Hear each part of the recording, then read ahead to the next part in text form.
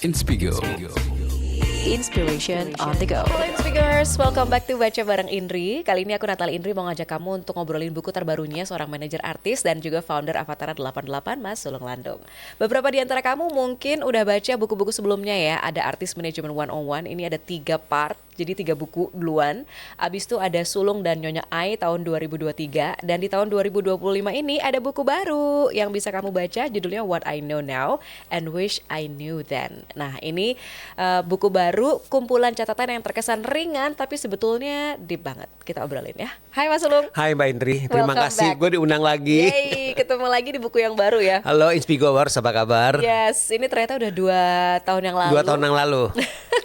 Ternyata ya butuh waktu untuk nulis. Iya. I don't know how gimana rasanya. Cuma rasanya kalau ada bayi lahir tuh kayaknya seneng. Iya, gitu. betul Mbak. Jadi selamat. Jadi mungkin boleh diceritain dulu sama Yes. Inspigowers kali ya dari Iya. point of view-nya Mas Sulung tentang buku terbaru Iya. ini. Apa sih tentang apa? Karena buku yang terakhir Sulung dan Iya. Nyonya Ai itu juga cerita personal soal Betul, pengalamannya Mas betul. Sulung. Nah, perbedaannya apa dengan yang ini? Sebenarnya perbedaannya cukup signifikan sih Mbak Indri. Jadi kalau buku yang paling barunya What I Know Now and Wish I Knew Then itu adalah, kan tahun ini itu gue itu menjadi manajer artis 20 tahun. Jadi dan gue bekerja di industri showbiz itu 25 tahun. Buku ini adalah kalau buat gue ini adalah lebih ke love letter ya Oke. kan, kepada pekerjaan gue, profesi gue itu sebagai seorang manajer artis gitu loh. Dan see. memang sebenarnya ini juga gue mendapatkan encourage dari Mbak Reda. Kan Yeah. Mbak Reda, kebetulan kami cukup dekat. Mbak Reda itu, Mbak Reda Gaudiamo itu adalah editor buku gue, 2 buku gue yang terakhir. Kita lumayan rutin ketemu dan ngobrol. Jadi waktu 1,5 tahun yang lalu lah Mbak Indri, gue tuh sama ngomong ke Mbak Reda, kan gue tuh tahun 2025 itu kan gue udah 20 tahun jadi manajer artis. Kayaknya gue pengen nulis sesuatu deh kayak gitu loh. Tapi gue nggak pengen bercerita tentang successful story. Oke. Karena kalau cerita sukses itu sudah banyak orang lah yang akan cerita, dan gue ngerasa gue nggak akan mengambil angle itu. Tapi gue justru pengen bercerita tentang jatuh bangunnya gue, kemudian ups and down gue, up and downs-nya, high and lows-nya gue itu sebagai seorang manajer artis. Karena gue ngerasa justru itu yang lebih kena gitu loh ke pembaca seperti itu. Nah akhirnya Mbak Dada bilang gue setuju dan gue sepakat. Dia bilang ayo kita ngobrolin. Akhirnya kita ketemu beberapa kali Mbak Indri. Dari sana kemudian kita bikinlah guideline. Kan biasanya kalau nulis buku itu kan harus ada kerangkanya ya. Betul, Jadi ada kerangkanya itu biar untuk memudahkan gue menulis gitu. Jadi sebenarnya Mbak Indri, gue start menulis idenya itu kenapa 1,5 tahun, karena idenya itu kita ngomongin 2023 kalau nggak Oke. salah ya, di Q4 awal gitu. Nah gue tuh mulai menulis itu sebenarnya di 2004 gue udah mulai menulis Udah Mbak. mulai nulis. Di 2004 gue udah mulai menulis. Q1 akhirnya aku udah mulai menulis sih. Kurang lebih prosesnya seperti itu sih Mbak Indri. Ya. Tapi terus kemudian di buku ini, Inspigowers, Iya. kalau kamu baca tuh jadi sebetulnya ada kutipan-kutipan pendek, terus Betul. kemudian catatan-catatan pendek, Iya. dan juga ada lembar refleksi buat pembacanya. Yes, betul. Apa yang akhirnya kemudian Mas Sulung dan Mbak Reda Iya. memutuskan, oke, pembaca mesti terlibat nih. Nah, ini menarik, sangat amat menarik. Jadi gini Mbak, gue cerita sedikit ya proses penulisan buku. Jadi awalnya itu, idealnya itu adalah gue ngomong ke Mbak Reda, Mbak, gue itu kan sangat suka ke angka 88. Yep. Jadi gimana kalau misalkan kita nulis 88 artikel? Oh, Untuk buku ini awalnya loh Mbak. Awalnya. Jadi kalau yang sekarang itu yang para pembaca baca itu kan 25 25. artikel Mbak. Awalnya itu 88 artikel. Malah sama Mbak Reda itu, Lung, gini aja. Lu nulis aja sampai 100 artikel. Dari sana baru nantinya gue edit jadi 88. Oke. Jadi Mbak Indri pada awal itu kan nulis 100 artikel. Setelah dapat guideline, ada guideline, udah nulis 100 artikel. Dan gue nulisnya nggak sekaligus Mbak. Yeah. Jadi gue berusaha untuk mencari waktu di sela-sela pekerjaan sebagai seorang manajer artis. Jadi begitu ada waktu gue nulis. Misalkan minggu ini gue kirim 8 artikel, minggu depannya 10, minggu depannya lagi kalau agak mandek 4 gitu. Pokoknya gue konsisten kirim setiap minggu. Yes. Every single week gitu loh gue kirim. I send the articles to Mbak Reda gitu ya. Yeah. Nah kemudian dari sana Mbak Reda udah baca kan. Setelah dia baca, akhirnya kan jadi 88. Terus dia bilang, lu ini kayaknya banyak artikel-artikel yang mirip-mirip deh. Dia bilang kayak gitu. oke. Jadi takut, dia malah khawatir bahwa nanti pembaca kok jadinya Redundant kok redundant seperti itu. Oke, coba ini lagi ya, kita press lagi nih. Kita press lagi jadi 44, karena 4 kan tetap 8 kan gitu. Di press lagi Mbak Indri, gelap ke 44. Setelah dibaca lagi, kayaknya kayak kita kalau baca kita berasa ya, ini kayak belum utuh deh kayak gitu kan, belum solid kayak gitu. Akhirnya gue bilang ke Mbak Reda, Mbak, udah, gue percaya ke Mbak Reda aja, Mbak Reda atur aja gimana baiknya aja. Udah, akhirnya Mbak Reda bilang, lu gak ketemu ide? Kan lu kan tahun 2025 kan lu 25 tahun jadi manajer artis. Udah, kita bikin aja 25 artikel.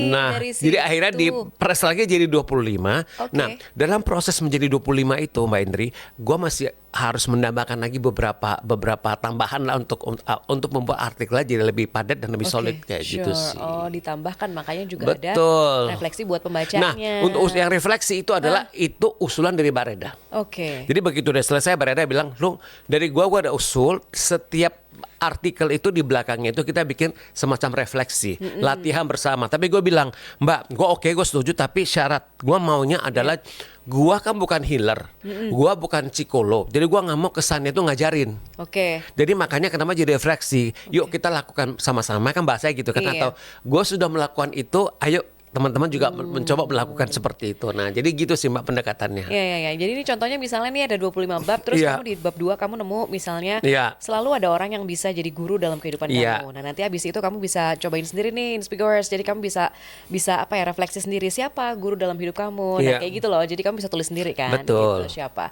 Nah, tapi buku ini kan juga Mas Sulung nulisnya tuh jujur. Terus aku bacanya jadi rentan dan Iya. Mas Sulung tadi udah sharing bahwa ini tuh nggak cuma cerita sukses ya, tapi pain-nya Iya. juga dituliskan di Iya. situ. Apa yang bikin Mas Sulung pede untuk membuka sisi personal itu buat pembaca? Gue pernah baca sebuah artikel, dia bilang bahwa laki-laki tidak bercerita.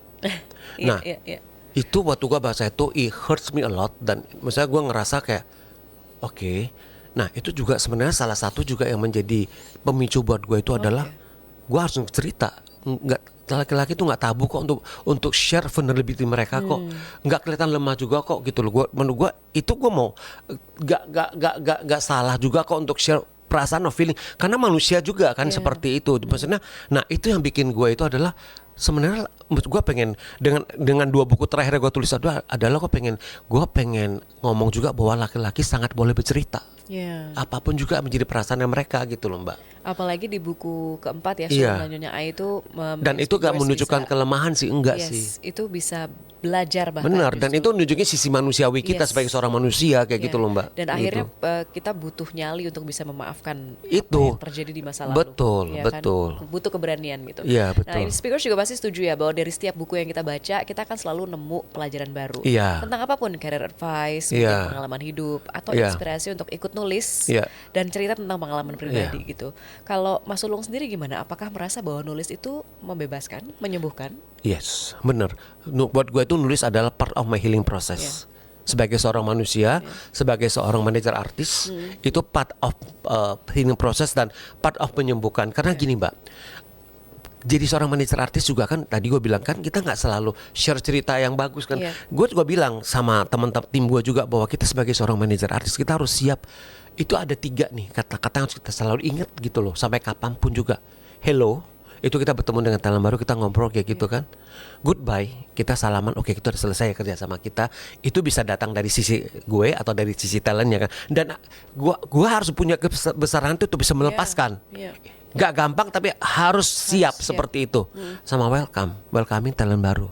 Jadi itu akan selalu Mbak, itu akan selalu terjadi dan akan memang terjadi seperti itu. Nah, jadi kalau Mbak Indi tadi nanya apakah menulis itu adalah part of healing dan menyembuhkan? Ya iya. Kayak gitu. Iya. Jadi selalu menyembuhkan, makanya terus menulis ya. Iya. Terus bercerita. Terus bercerita. Apapun itu ceritanya ya, kayak Apapun gitu. itu ceritanya. Dan satu lagi nih Inspigors, being kind and Iya. stay humble itu Inspigors bisa baca di seluruh bukunya Mas Sulung, dan bahkan kalau ketemu itu bisa ngerasain energinya gitu. Di buku ini Mas Sulung juga nulisin beberapa hal mengenai Iya. itu, poin Iya. itu. Boleh sharing gimana value itu ya? Iya. Being kind, Iya. stay humble, bisa melekat secara pribadi gitu ya, nggak tergoyahkan oleh Iya. lingkungan, apalagi kita ada di lingkungan. Iya, yang gemerlap showbiz, yang gemerlap, iya. dan waktu. Iya, betul. Last long in you gitu. Iya, Gimana bener. Mas Sulung? Jadi sebenarnya gue sangat bersyukur karena walaupun gua kecil itu kan orang tua gue itu kan sibuk dua-duanya gitu. Iya. Tapi gue bersyukur karena gue dididik sama nenek gue. Gue masih kesempatan ketemu, gue panggilnya ama. Iya, ama. Sama ama gue itu, gue bersyukur karena ama gue itu, gue cukup dekat sama ama gue. Dan gue mendapatkan beberapa pembelajaran dari ama gue gitu loh. Mau hidup sesusah apapun, sesakit apapun, nanti teman-teman bisa baca di mana ama gue itu sempat jatuh.